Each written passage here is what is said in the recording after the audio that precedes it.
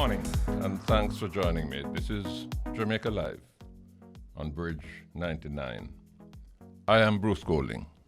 The vast majority of us, 97% of us, who were born in Jamaica or who have roots in Jamaica, are the descendants of the 600,000 black men and women who were captured in Africa, brought by white slave traders, crammed into ships that were specially built for the purpose, and transported more than 5,000 miles across the Atlantic to Jamaica. It was a miserable voyage. Ships in those days didn't have engines. They were all sail ships, propelled by wind. The journey could be as short as 3 weeks if the winds were blowing in the right directions and the sea conditions were favorable. But if the wind wasn't right, and if they ran into treacherous seas, the journey could take up to 14 weeks. 14 weeks of living hell. Crammed as they were on long shelves, chained to each other to keep them under control. And each of them allotted a space 6 feet long, 16 inches wide, and with a height of only 3 feet between the shelves. Many of them as strong as black people are known to be. Many of them didn't survive. Those that died were simply unshackled and thrown overboard. Those that managed to survive and eventually arrived in Jamaica were sold again to the white plantation owners and carted off to work in the cane fields to produce sugar, to satisfy the European market and to make a fortune for the white sugar planters and traders and to grow the British economy. You know, there's a place up in the hills of Clarendon, near to Cross Hill, which is ironically called British. It was an animal market. I don't know if it still operates, but in the old days you could go there, you could buy cows, goats, fowls, donkeys, mules, almost any living thing. I've been there, I've seen it. That is the kind of market that operated when the slave ships docked in Jamaica. The slaves were paraded on a platform, and the white plantation owners would bid to purchase them. A young, tall, strapping black African would fetch a good price. The shorter ones that weren't very muscular, as well as the women, could be bought at a lower price. From the ports where the ships docked, they were carted off to the plantations to work in the cane fields, just like the mules that were bought at British. For more than 300 years, they were subjected to a life of misery, forced to work like hell for long hours in the broiling sun, whipped with cow cud if they didn't appear to be working hard enough. That is the seed from which we sprung, almost all of us. Those are the circumstances from which we derive our identity, our anthropological DNA. Slavery was abolished officially in 1834. The world has now come to acknowledge, though belatedly and some countries reluctantly, that slavery was wrong, and abominably wrong. But the heirs and successors of the white slave traders and white slave owners are determined to divorce themselves from the atrocities that their ancestors committed. although they are not prepared to divorce themselves from the wealth that their ancestors accumulated because of slavery. Britain, which was largely responsible for the slave trade to Jamaica, has expressed regret, but refuses to issue a formal apology. It is fearful that if it does so, then the issue of accountability will arise, and accountability will lead to a justified demand for compensation. That is what we will be discussing today. The call for reparations for the historical injustice and brutal oppression which our forefathers and mothers suffered, and the economic and psychological effects which continue to weigh us down even to this day, almost 200 years later. Jamaica and other Caribbean countries have mounted a vigorous campaign for reparations. There's also a reparations campaign being waged in the United States, where some 300,000 black Africans were brought as slaves. The issue of reparations is well established in international law. The most well-known instance, of course, is the reparations that Germany agreed to pay to the Jews for the horrors they suffered in the Holocaust at the hands of Nazi Germany. But what about the 600,000 black Africans who were captured, sold, shipped to Jamaica, and resold into a life of terrible bondage? What about the hundreds of thousands who were born into slavery here in Jamaica? What about us who are the descendants of those slaves? Many of you listening to me, and me too. We're going to explore this topic today, and we're going to be looking at the issues, all of the issues, including those that we don't like to talk about.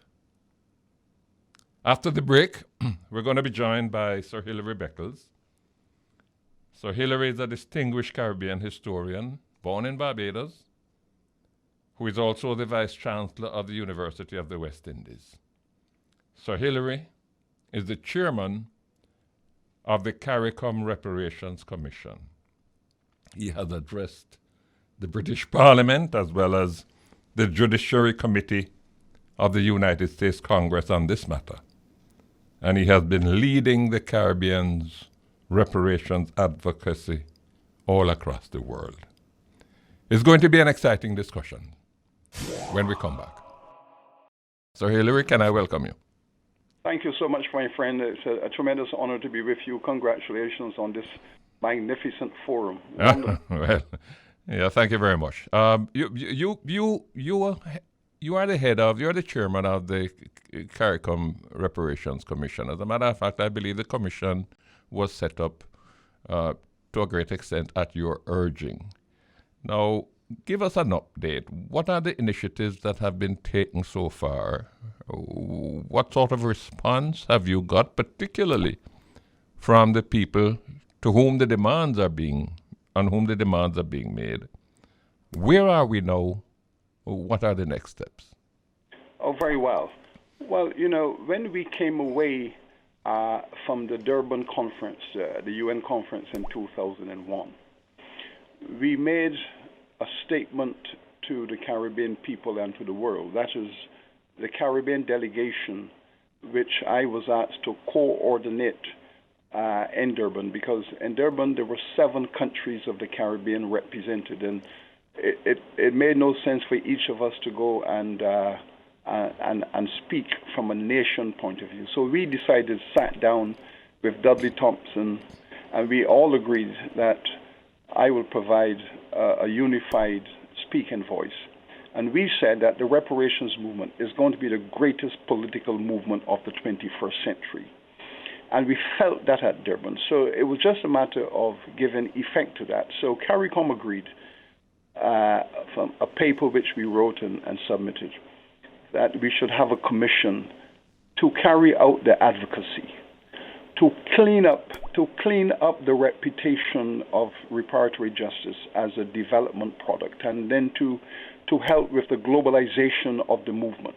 The first thing was it was generally argued that reparations was about black people standing around on street corners expecting handouts from white people, and that was the propaganda that was used against the movement. Our task was to destroy the mythology and say, no, no, no. Reparations is about a development paradigm, a development model.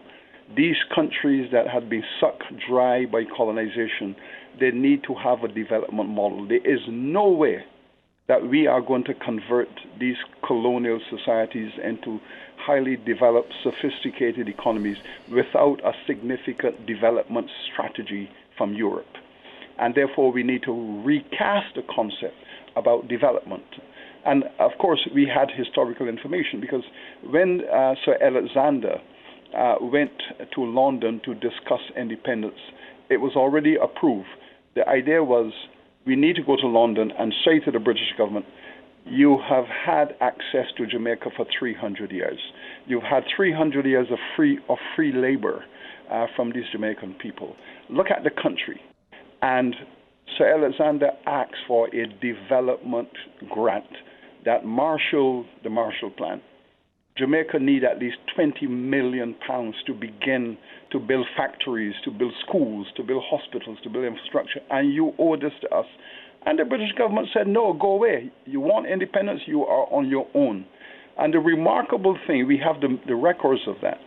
The remarkable thing that the young Edward Seaga, who was a part of the delegation, he was the one who intervened and said to the British government, now listen, we have schools for 10% of the children. We have water for 30%, running water for 30% of the, and he listed all of the systematic problems of exploitation, and he said to the British government, you owe us this to start our independence on a proper footing, give it to us. And they said no. They said the same to Trinidad. They said the same to Barbados. Well, So the claim is well grounded, but where are we now? Where we are now, we have cleaned up the concept of reparations. We now have it understood that it is a development model for the future. Secondly, we have globalized the movement. We work with our colleagues in the USA, and the US has now established a reparations commission that mirrors the CARICOM Commission. So they are the ones who placed it before the Congress. The lower house approved the reparations bill. It is now on its way to the Senate. So we have made tremendous impact, and we are godfathering the American movement. Now we have the African countries that are gradually now one by one coming on board. We have reparations commissions now all over the world. So we are in a place now we are looking. We're like Usain Bolt, who have just doing the 200 meter. He has just come around the bend and he's on the straight. Now and tell me, see the ribbon. He's on the straight. That's where we are now, I would say, Bruce. Have we defined our demands? Have we committed it to specific requests? Yes. And to whom had that been submitted? We have something called the 10-point development plan. And the 10-point development plan begins, one, there has to be an apology for these crimes committed against the African people. Two, those countries that have benefited from 200 years of unfree labor from 20 million people have to come to the table and work with us on our development strategies. We are not calling for handouts.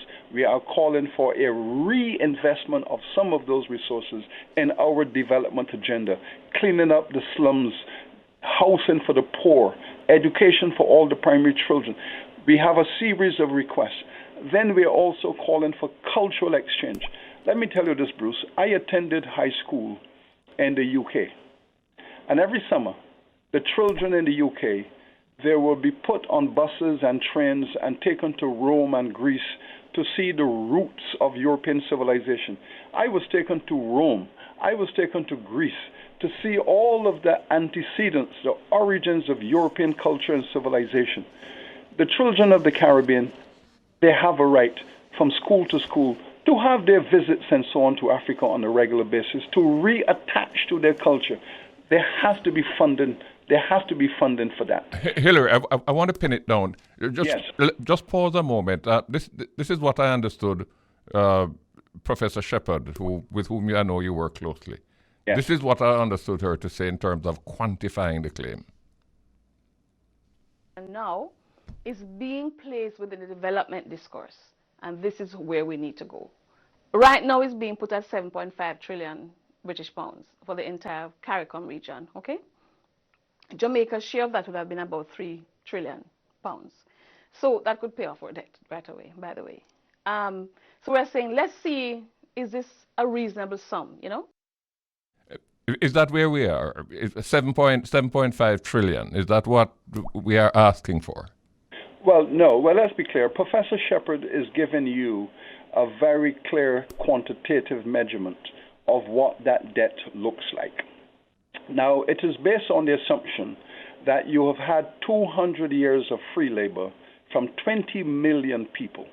Now, if you were to calculate this, and we have had the benefit of British actuarial scientists who operate in the City of London. So the brokers in the City of London said, if you were to pay these African people a wage that was equal to the lowest paid worker in Britain. The lowest paid worker in Britain was an agricultural field hand. And if you were to quantify that through the time, what kind of back pay would we be looking at from a British perspective? And that was the figure that came out of the City of London. Of course, that figure that came out is far larger than the British gross domestic product. So basically, the purpose of that was to say, listen, you need to understand the magnitude of the exploited financial wealth you took from the Caribbean. You need to understand it. And when you have understood it, then we can sit down around the table in a development sense and speak about a Marshall Plan for the Caribbean. We have written through Prime Minister Motley, who is the chairman of the Reparations Commission from a prime ministerial perspective, and letters have been sent off to all of the European governments. What has been the response? Well, first of all, what is the ask? The ask is to sit in a summit, in much the same way we had summits to discuss independence at Lancaster House. Let us return to Lancaster House, if necessary, and sit down and speak about the Caribbean and how to re-inject some of those funds into our development. Their response have been, generally speaking, as the Jamaicans would say, pian pian. It has been, well, we admit that there has been crimes committed, and we admit that colonization was an extractive model. And yes, we understand that we might owe something to the Caribbean for development, but reparations is not the right path. Maybe aid is a better option. What are the other slave trading nations? Because speaking from a Caribbean perspective, certainly France would have to be involved. If we want to extend it to Latin America, we'd have to be talking to the Portuguese as well. Netherlands, Spain. Have we targeted all of them, or are we focusing on... Letters were sent to all of the European governments that participated in the slave trade and slavery and in the extraction of free labor from the people of the Caribbean. I'm trying to pin you down, Hilary. What have they said? Apart from Britain. All saying, and bear in mind, we believe that the European Union, even though we wrote to them individually, they would have placed this matter on the agenda of the European Union Parliament, which I have addressed on this matter. So there is a common position that they have taken in response to this matter, that in this first round, there are expressions for an objective they call increasing aid rather than reparatory investment. In other words, they are looking for a language that they are more comfortable with. We are not as comfortable with aid. We are more comfortable with reparations investment. So this is the first round. Another round of letters will be going off as soon as CARICOM has cleared it to say, well, we heard you, but listen, we do believe that this matter needs to be treated in a summit. Let me ask you another issue. In 2005, the UN General Assembly adopted a resolution setting out the basic principles and guidelines on the right to remedy and reparation. What is the significance of this? Is it something that would be legally binding? Is it something that would have retroactive effect? Well, when you are dealing with global crimes against humanity, such as the genocide of native people, the chattel enslavement of African people, when you're looking at crimes of that nature, the legal infrastructures of the world have all converged around the question: there must be reparatory justice in one form or another. At the moment, the United Nations in all of its various fora have agreed that the principle of reparatory justice for these crimes and the descendants of these crimes that continue to suffer harm, that they have a legitimate claim. What is before us now, Bruce, fundamentally, is not if, it's how and when. So basically, we are discussing the how and the when. For example, universities have now come up and said, oh, we benefited from all of those endowments from slave owners. The slave owners kept our budgets in surplus. Universities are now coming forward to say, well, we have to repair this.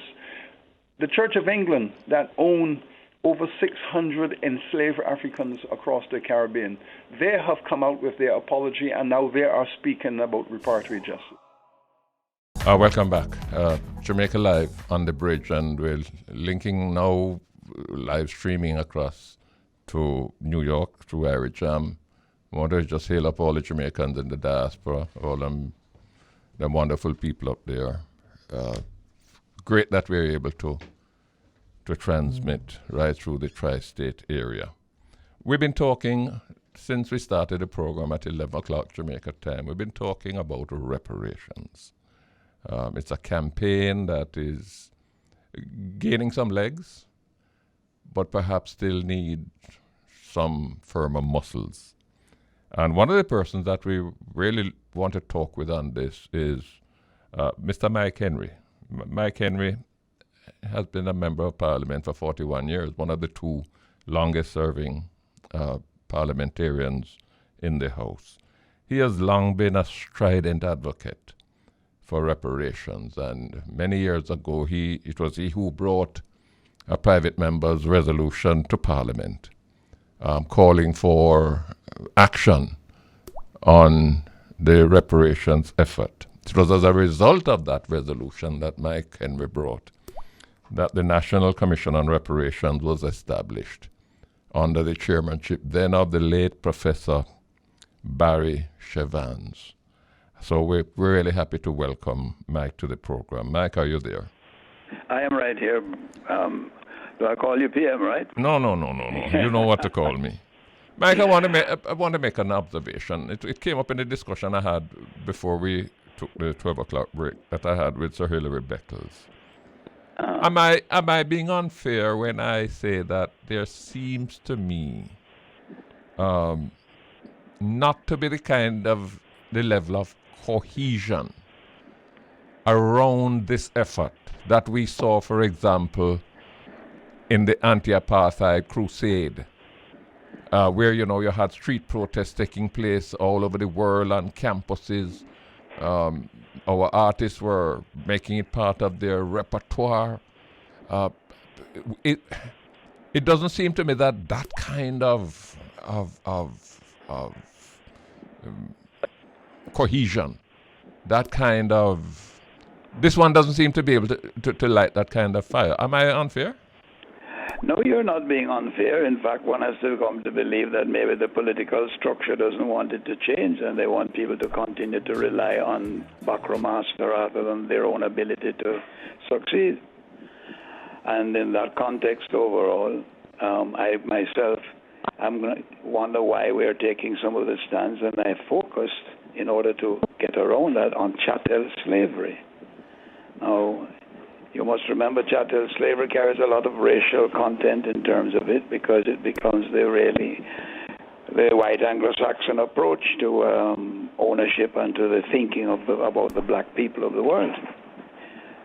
So the people of Jamaica have no access, and we need to pursue the issue by this kind of approach. And I think you should help to guide this too yourself, Bruce, in terms of it overall, because the governments have not taken it. They've left it as a private member's motion and take no action coming out of a parliament that passed it and approved it.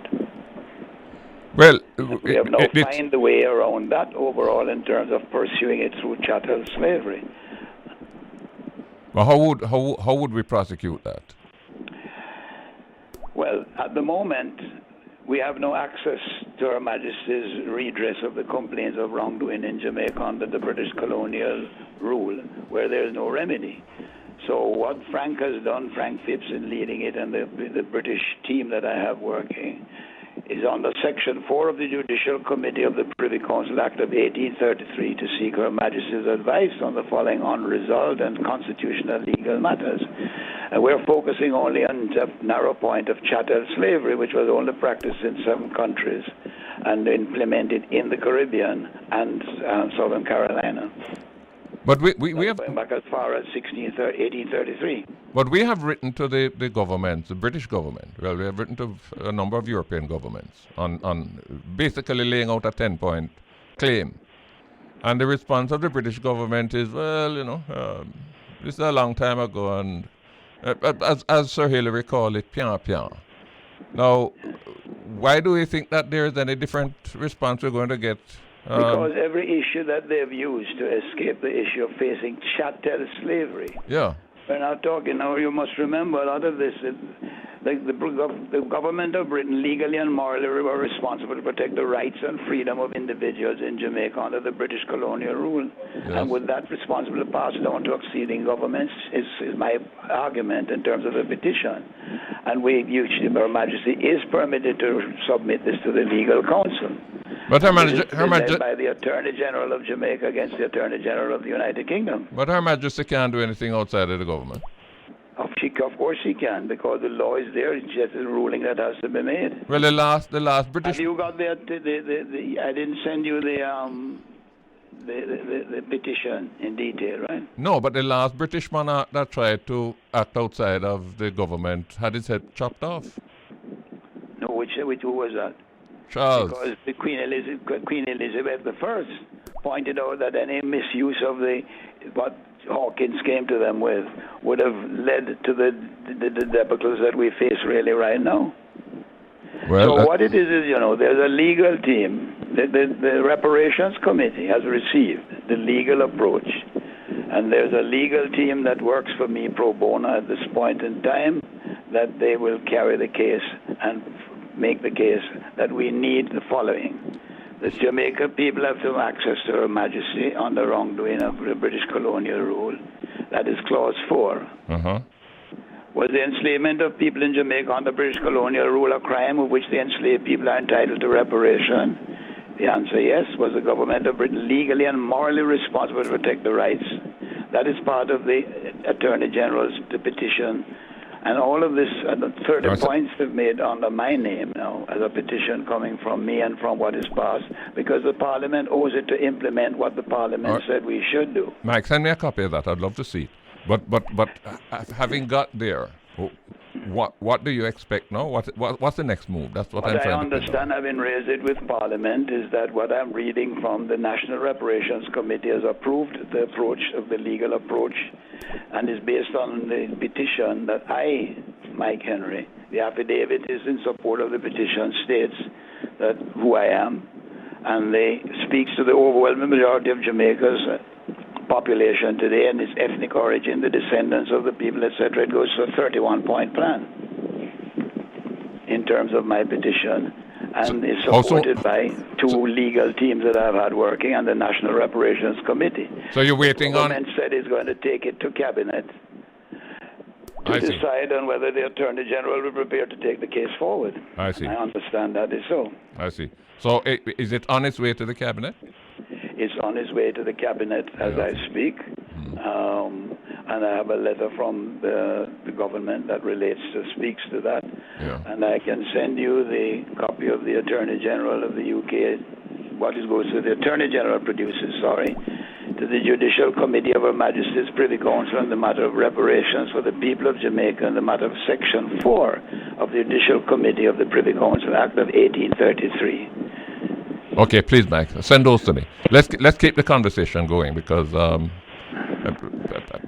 just trying to see if I can help in terms of provoking all of the cylinders that are trying to power this engine to see if I can get all of them to operate in sync. No? Because Well, we have two submissions that we have sent forward to the Minister Grange's office, under which it falls. Yeah. We're waiting on that to be confirmed into something that goes to Cabinet that makes the Attorney General act, right? It'll be sent to the National Council of Reparation, who have said for transmission to the Minister. There's draft documents to the Attorney General for review prior submission to Cabinet, and the meeting of the National Council is being delayed as we're waiting the petition of the National Council. That should be sent, and all of that, I understand, is being prepared and should be presented this month. Okay, all right. Send me those documents, Mike, and thanks for joining me. It's been useful. Okay, no, thank you for having it. Good. And having me. It's an important element of where we need to go. And no more can I hear we can't afford it because the 20 million was isolated, paid out to all the slave owners and nothing to the slaves. What would be the value of that 20 million today? Because Vereen Shepherd put out a figure. I don't know if that is how she calculated it. I think the figure was 7.5 trillion pounds for the entire Caribbean, of which I think our share would be 30%. 2-point-something trillion. Yeah. What would be that 20? And you're basing that 20 million pounds on the basis of what was paid to the slave owners. Yes, correct. And how much? What would that be worth today in today's currency? That's a difficult one for me because it's outside my zone in terms of it. It varies from Vereen's position to what the finance people would really say about the approach that would be taken to value. But I do think it's nothing is well into the £1 trillion. Yeah. And the issue is that is established. You see, what this did was they actually paid took the 42 million ultimately is what they borrowed, 40 million. Yes. And 20 million was paid in advance for the abolition. Okay? And therefore other things that really have not clouded the issue but really created is like indigenous peoples, abuse of the indigenous people, the historical misuse of the brutality that related to the Slave Act and the chattel slavery. Okay. All right, Mike, thanks a lot. All of that is not added into this. I am fixing on the 20 million because they valued the slaves and they said what the slaves were worth and they dehumanized by taking away all the human rights that belong to them. And there's a lot of racism in that structure. And you're benchmarking. Okay. All right, thanks a whole lot. And thank you very much for having me. We hope now to speak with two very distinguished attorneys. One is Lord Anthony Gifford, former member of the House of Lords of the United Kingdom, a staunch reparations advocate, and a member of the National Reparations Commission. And we also hope to speak with Mr. Bert Samuels, who is a Jamaican attorney of considerable repute, and he's also a member of the National Commission on Reparations. Welcome, Lord Anthony. Thank you very much for inviting me. I'm delighted to be here. Do we have Bert on the line as well? No, sorry, we don't. Tony Gifford, if I can call you that. Yes. In my earlier discussion with Sir Hilary Beckles, in terms of the response that we have gotten so far from the European capitals, where we have filed a 10-point claim. And to quote him, he said the response was kind of pian pian. And you've been in Jamaica long enough to know what pian pian means. Yeah. Now, I want you to listen to a comment that was made by Prime Minister Ralph Gonsalves, Prime Minister of St. Vincent and the Grenadines, Yes. on the question of reparations and what kind of direction we can take. the conversation. And that conversation, we will put together the direct contemporary legacy of underdevelopment from native genocide and slavery. And if that conversation doesn't bear fruit, not something confrontational, but if it doesn't bear fruit, there are international tribunals which we can go to, like the International Court of Justice. Now tell me, this claim for reparations, in your view, is it justiciable? Tony? I'm sorry. Not in the international courts proper, because Britain has made various reservations, including it won't allow actions to be heard against it from the Commonwealth. But it could be considered in an advisory opinion if one of the agencies of the United Nations put it there. It happened in Namibia, where the International Court gave a very important opinion which helped pave the way to independence of Namibia. So there is a possibility, but not the court itself. But what are the procedures involved in going to the International Court of Justice? First of all, a determination has to be made whether or not they would have jurisdiction, isn't it? That is right, and Britain has made a very clear reservation that it will not take part in any actions before the ICJ which are brought by the Commonwealth or against the Commonwealth, a Commonwealth member. So that would prevent us from going straight to the ICJ, and we would have to use the method of an advisory opinion. Let me bring in Bert Samuels, who has just joined us, as I said before. As I just said earlier, a well-known Jamaican attorney of much repute, and who is also a member of the National Commission on Reparations. Bert, welcome to the program. It's good to be here. Thanks. We've been talking reparations. I know it's an issue that you yourself have been very passionate about. And one of the options, earlier Sir Hilary Beckles indicated that, we set up this commission, we drafted a 10-point claim, plan he called it, I call it claim. We sent it to the European capitals. And the response we have got is, they basically just put it in file 30, no? I mean, my words. Now, I just played a clip from Ralph Gonsalves, Prime Minister of St. Vincent, who says that, look, if they don't want to talk to us, then we're going to sue their pants off. My words again. Take them to the International Court. And I was talking with Tony Gifford, first of all, whether or not the court would have jurisdiction in this matter. And he seems to feel, I hope I'm not misrepresenting you, Tony, he seems to feel that it would. But in any matter that goes before the International Court of Justice, isn't there a requirement that both parties to the dispute agree to accept the results of that adjudication? Well, if it is that you are in that court by way of a treaty that you have signed into already, I'm not sure whether you need to be every case that comes. Are they signatories? Then I think that is the only test that I would apply. That's just my own views on that. I'm not sure if you have to sign off that this particular case, we agree that we'll be bound by the International Court of Justice decision. Isn't it under the United Nations Charter that court was set up? Tony, what's your take on that? Sorry, Bert, finish. No, I'm through. Go to Tony. Tony, what's your view on that? Would both parties have to agree to have the matter adjudicated? So talking to me now, it's Tony Gifford back again. I missed the last bit. Do I need to repeat? Yeah, go ahead.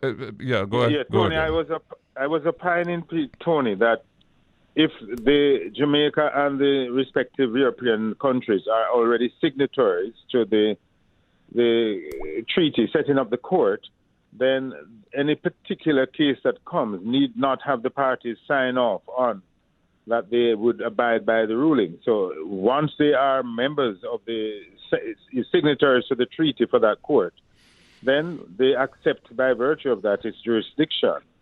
Do you concur, Tony? Do you concur with that? No, I think that the Commonwealth exception would be brought into play. Oh. What is that, Tony? That they say in a reservation to the treaty that they will not take part or accept jurisdiction of the court in any disputes with a Commonwealth member. Okay. And bear in mind too, Bert, that remember there's the recent, I think it's ongoing case of Venezuela and Guyana, where the court ruled, it hasn't heard the matter yet, but it gave a ruling that it does have jurisdiction. And Venezuela has declared that it doesn't recognize that jurisdiction at all.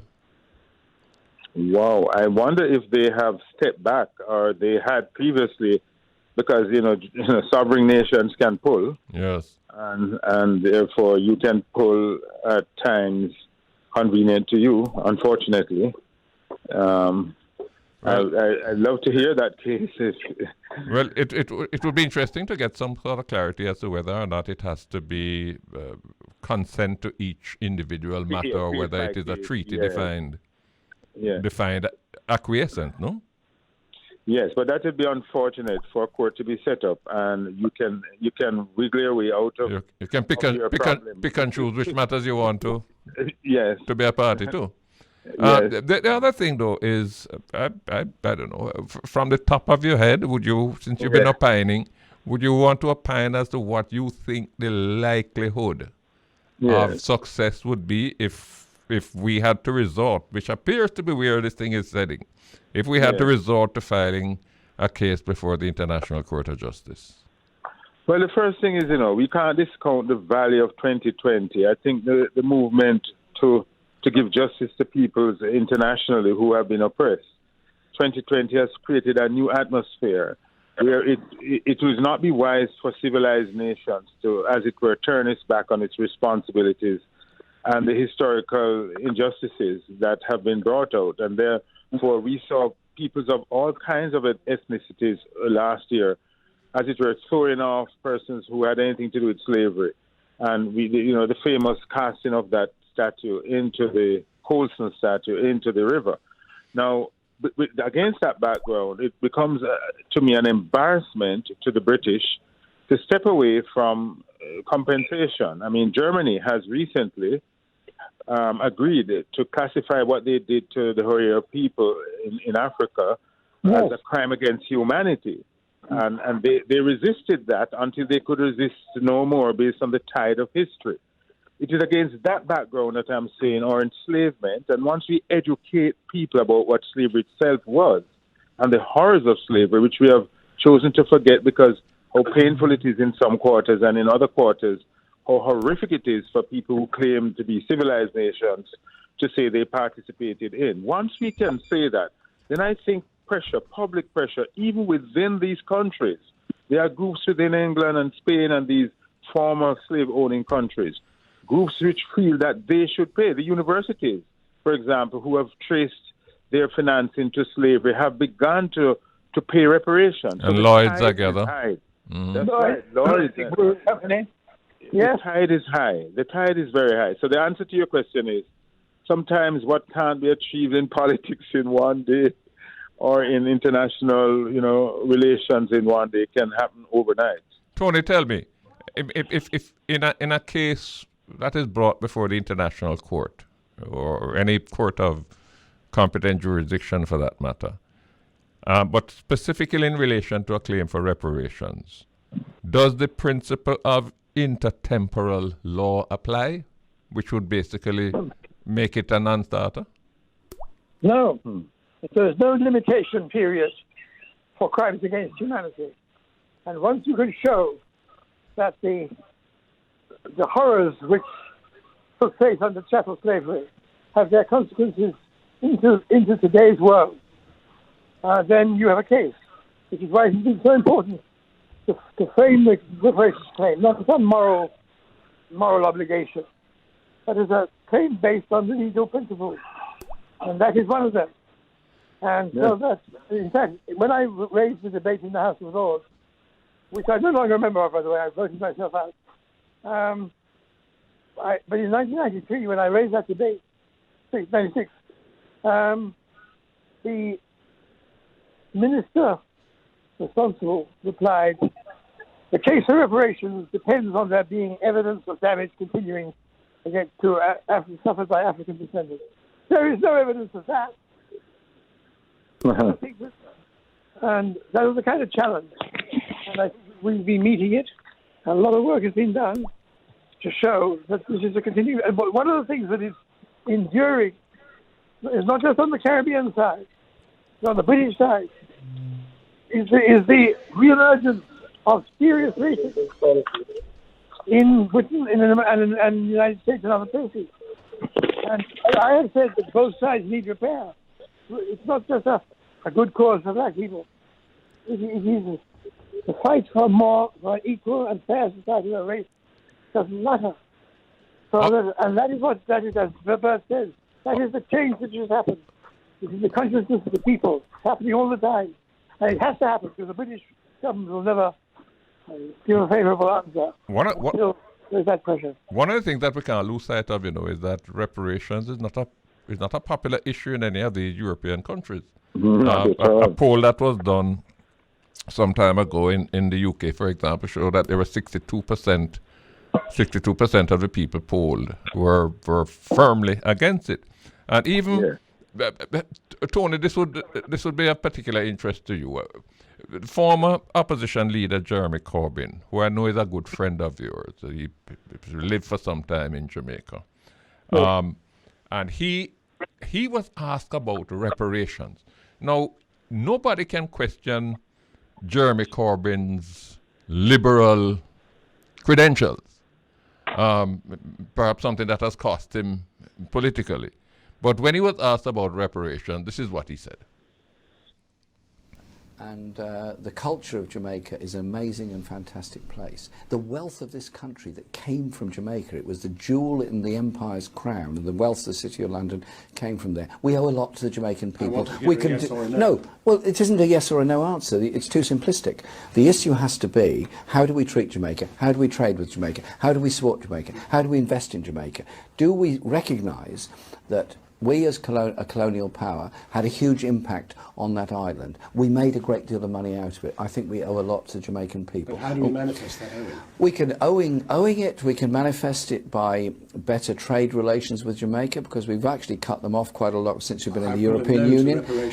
Can we invest in Jamaica as part of a recognition of the money we made out of Jamaica in the past? I think yes, we can. Welcome back, Jamaica Live on the Bridge. My name is Bruce Golding. We're coming towards the end, but we have a very, very important guest that I want to bring on. She is Miss Esther Stanford Xosei, who is a jury consult. She's a dynamic Pan-Africanist, community advocate. She's someone who she's a co-vice chair of the Pan-African Reparations Coalition in Europe.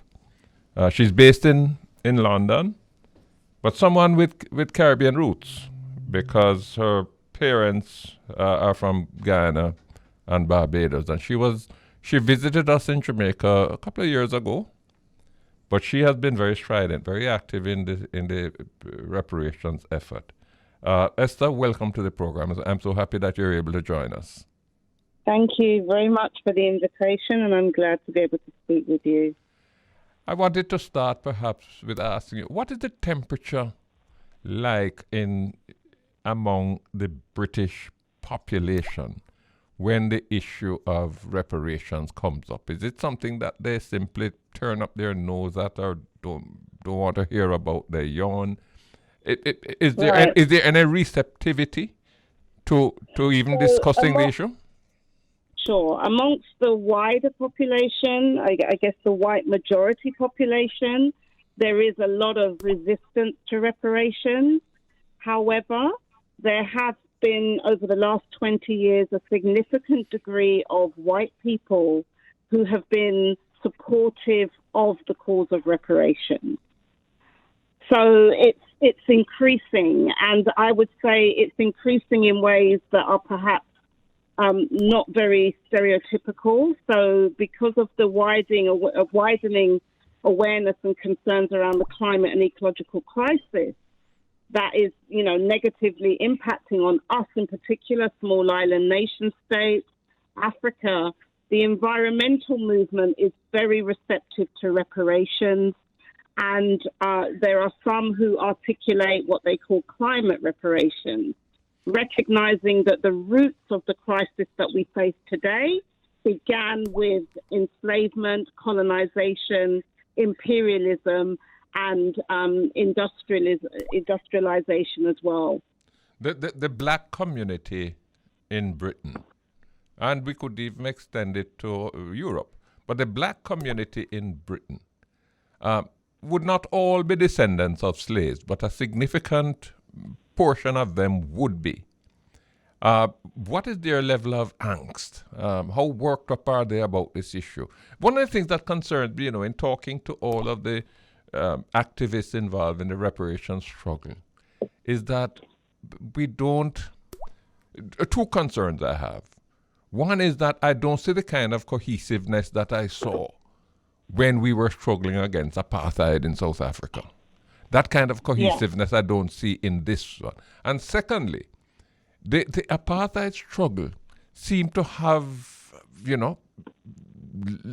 it lit up black people all over the world. So whether it was in Brazil or it was in New Jersey or it was in Liverpool or it was in Milan, people were going on the streets and they were protesting, they were calling for an end to apartheid. That energy doesn't seem to be able to find its way around this reparations issue. Why is that, Esther? For a variety of reasons. I think it was a simpler struggle back then. Now, the nature of reparations is articulated differently by different groupings in society. And in fact, there's some research that's been done by African-American law professors who are part of NCOBRA, the National Coalition of Blacks for Reparations in America. And what they say is that part of the largely untold history of reparations is not just the struggle for reparations itself, however we understand reparations, but also the struggle between distinct black classes over the different strategies and goals that we may have. And that is critical to, I think, understanding why we ourselves there's not a groundswell of our own people who largely have been taught to see reparations as something that is, not necessary now because of the notion of assimilation or integration. Whereas 20, 30 years ago, the black nationalism struggles, Pan-Africanism was far more widespread amongst ordinary people who knew that they had a liberation struggle. Is there a global conversation going on about that? Absolutely, there is. I mean, in the UK, the movement in the UK for reparations that we refer to as the International Social Movement for African Reparations has been going back to the mid-1700s. And each generation of our people, I mean, they didn't go by the identities that we claim today, but we can say largely people coming out of Africa who were trafficked to the so-called Americas, including the Caribbean. That is the most dominant ideological position that we have around reparations in Britain, largely because we are too small in number to see reparations as just being about black people in Britain or people directly coming from the Caribbean alone, or even individual countries in the Caribbean and or Africa. So we've embraced all of it, and Pan-Africanism has really taken root in Britain. So that is really the position that we come from. We take a Pan-Africanist, internationalist, black internationalist perspective, recognizing that colonization impacted us as people of African heritage and ancestry, but also there are connections with other people who were colonized by Britain and the British Empire. I want to raise with you one issue that we have been canvassing on this program today. It's an uncomfortable issue, but you are so steeped in this struggle that I must raise it with you.